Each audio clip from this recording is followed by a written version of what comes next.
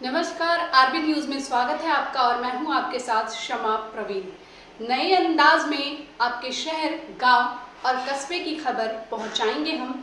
आप तक पहुंचकर आपकी आवाज़ उठाएंगे हम। आपके सरोकार से जुड़ी खबरें भी दिखाएंगे हम। सरकार तक पहुंचकर आपकी बात पहुंचाएंगे हम।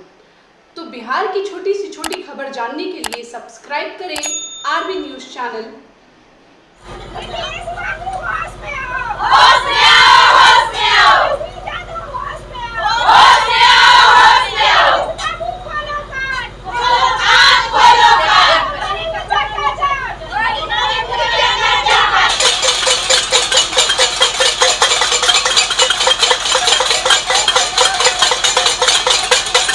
तो अभी मैं आशा कार्यकर्ता के पास में उपस्थित हूं और इनसे जानने का प्रयास करूंगा कि जो पटना से इन लोगों को सूचना मिला है वो सूचना क्या है और उस पर इन लोग क्या अमल कर रहे हैं। सबसे पहले हमारे चैनल में आपका स्वागत है। परिचय जी, मेरा नाम मीना कुमारी है, संजौली प्रखंड और संजौली ग्राम से हूँ। आज हड़ताल का आप लोगों का कौन सा दिन है? आज हड़ताल 28वां दिन हो गया और सरकार जो हम लोग की मुख्य मांग है कि हम लोग का मानदेय दे, सरकार प्रोत्साहन राशि बंद करे और मानदेय दे और हम लोगों को पेंशन के रूप में जब हम लोग रिटायरमेंट होते हैं तो रिटायरमेंट के पैकेज के रूप में दे। तो ये दो मांगे हम लोगों को मुख्य है, जो कि इन्हीं दो मांगों पर सरकार कोई विचार ही नहीं कर रहा है, सुन ही नहीं रहा है। तो इस दोनों पॉइंट पर अगर विचार नहीं होगा तो हम लोग की हड़ताल और विकराल रूप धारण करेगी। जैसे कि आज हम लोग को आदेश हुआ कि आज इसी पीएचसी पर, जिस पीएचसी को हम लोग कबाड़ा से आज बिल्डिंग मंदिर जैसा बनाए हैं, आज हम ही लोग का दिन है सर। ना तो जब 2006 में हम लोग को बहाली हुआ था तो हम लोग को पता भी नहीं था कि कहाँ सरकारी अस्पताल है। आए तो कोई इसी में सांड बैठा है तो किसी में कुत्ता बिल्ली, ऐसा ही बंजर जैसा लग रहा था। आज वही हॉस्पिटल सर, आज पूछिए जनता से, पूछिए नीतीश बाबू से पूछिए कि किसका देन है कि आज इतना चमका। गली गली कौन घूमा, कौन प्रचार किया, पोलियो भगाने में किसका हाथ रहा, मेरे देश से पोलियो भाग गया, इसमें किसका देन है सर।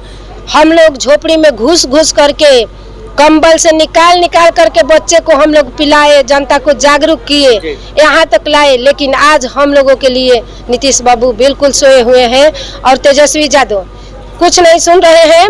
आज हम लोग यहाँ पर हैं कि पुर्जा कटना बंद कीजिए। अब यहाँ तक हम लोग तो कुछ ढिलाई किए थे इमरजेंसी, तो हम लोग बिल्कुल छोड़ रहे हैं। और दवा वितरण बंद कीजिए और आशाओं के लिए, सभी आशा दीदियों के लिए प्रभारी सर से रिक्वेस्ट है कि यहाँ भोजन का प्रबंध कीजिए।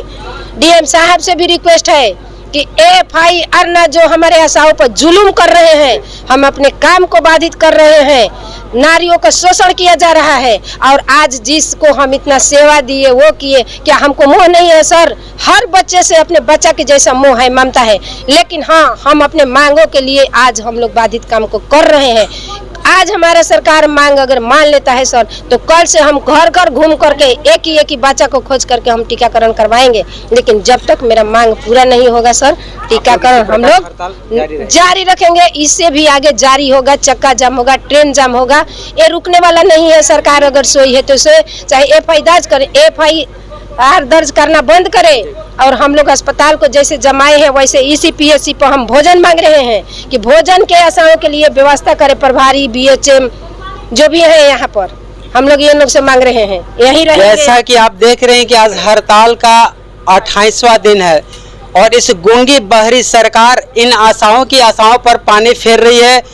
तो अगर आप लोगों की मांग को पूरा नहीं किया जाएगा तो अगला कदम आप लोगों का क्या रहेगा? अगला कदम अब हम लोग रोड जाम करेंगे सर, ट्रेन जाम करेंगे सर। हाँ, अब विकराल रूप और धारण करेगा, हड़ताली बढ़ता ही जाएगा, झुकने वाले आपकी नहीं है सर। तो अभी आज आप लोगों ने थाली पीटा जी, थाली पीटने का क्या तात्पर्य है? थाली पीटने का तात्पर्य ये है कि इसी पीएचसी पर दिन रात हम लोग भूखे रहेंगे।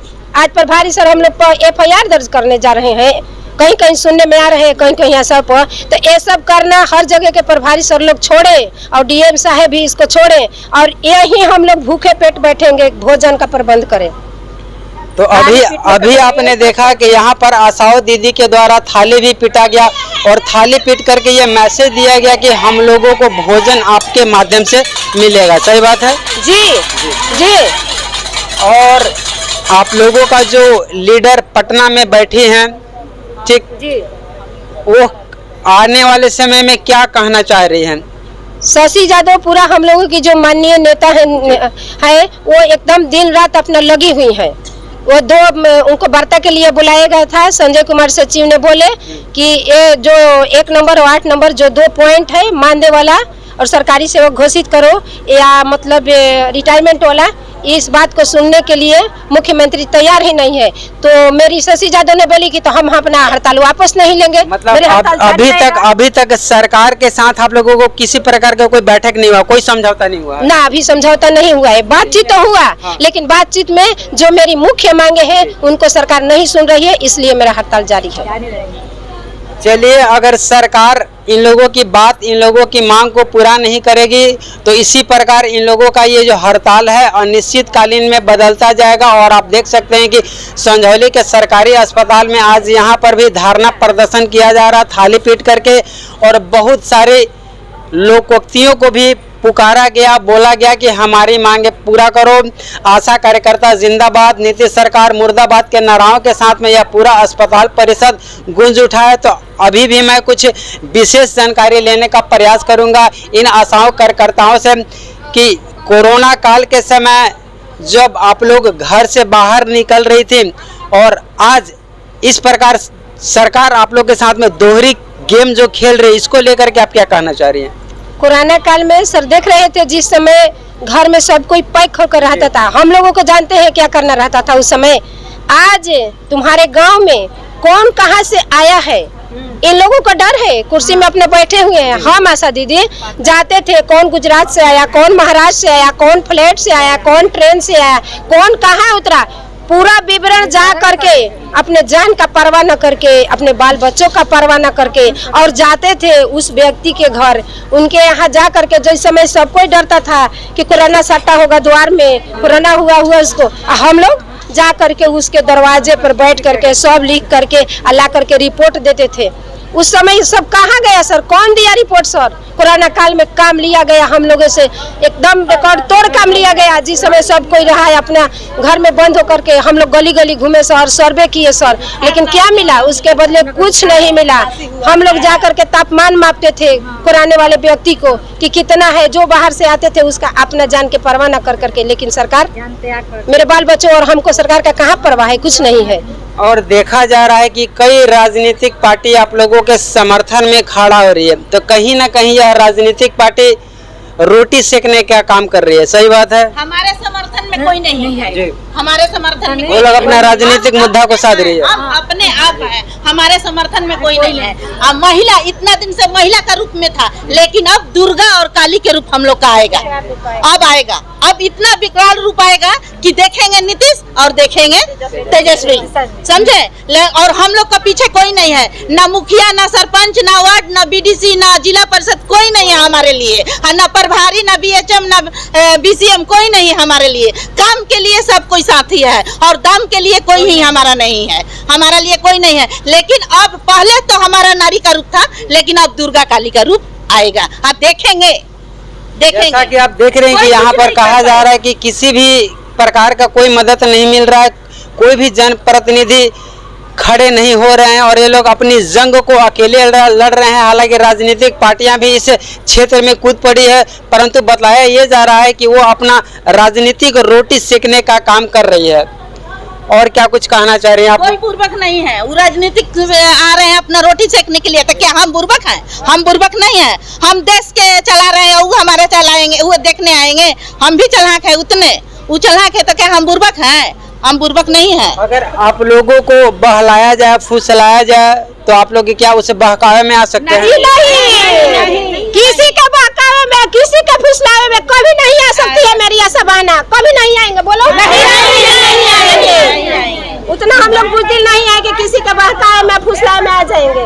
स्पष्ट से बोला जा रहा है कि यहाँ पर हमारी मांगे पूरा करो, तभी हम लोग पुनः दोबारा इस क्षेत्र में काम करेंगे, अन्यथा हम लोगों का ये जो अनिश्चितकालीन हड़ताल है ये जारी रहेगा।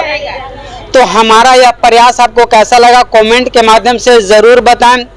अगर आप हमारे चैनल से नए हैं तो इसे लाइक, सब्सक्राइब और कमेंट करना ना भूलें। मिलूंगा एक अगली वीडियो के साथ, तब तक के लिए जय हिंद।